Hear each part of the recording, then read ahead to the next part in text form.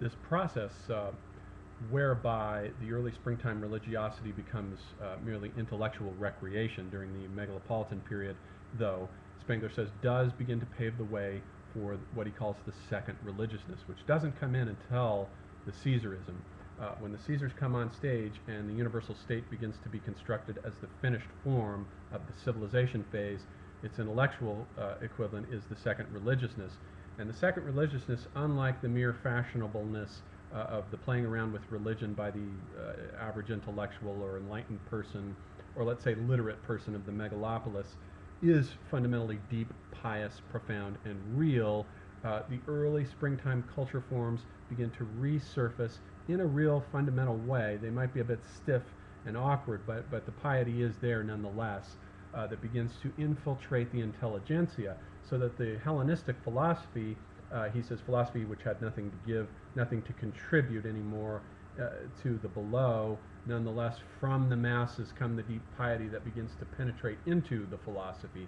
So the philosophy itself, the realm of the intellect in the time of the Caesars, begins to become itself more and more pious, more and more inclined to take this, what had been regarded previously as irrational, seriously.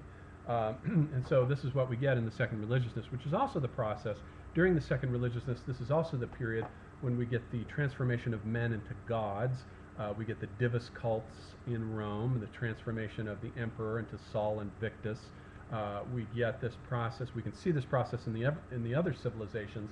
By the time of Ashoka, which is in 200 BC in India, the Buddha, of course, has already been turned into a god by this point.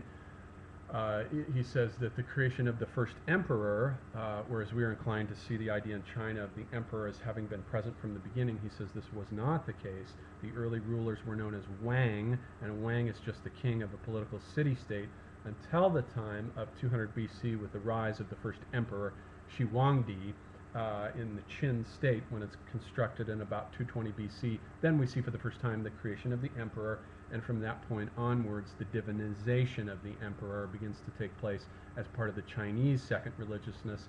And certain things such as Taoism and the occult and astrology and Chinese alchemy that had been regarded earlier as basically for the uneducated now begin to come back into popularity and begin to spread from the period of the Han Dynasty onwards throughout the Chinese mentality.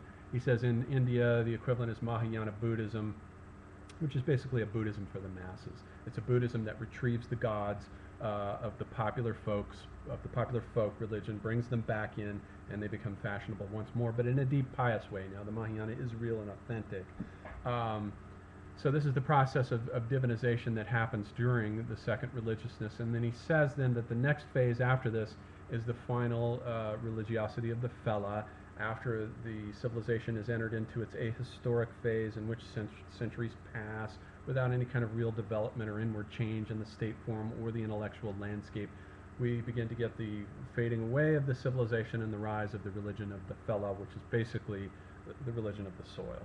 He says that just as at the beginning in Greece, the early cults were the Demetrian, Stonic cults of the soil, of Demeter. Those are the cults that are still there in the later period, even after the Roman civilization passes. Still, the religion of the countryside and the agrarian cults that were there in the beginning are the same cults that are there at the end. The cults which originated with the peasant and the farmer and are rooted in the village, not the city mentality, which by that point, by the time of the coming of the Fella, the city mentality has undergone its metabolisms and is gone and disintegrated.